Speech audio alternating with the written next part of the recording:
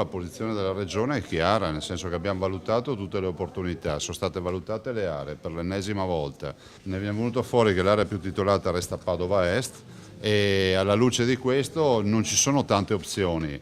O la cessione gratuita come era scritto e quindi con la possibilità di fare i due poli via Giustiniani e Padova Est, oppure a seguire noi offriamo la possibilità di fare una permuta via Giustiniani con Padova Est, ma quindi si fa un solo polo a Padova Est, o infine l'esproprio, quindi si fa solo un polo a Padova Est.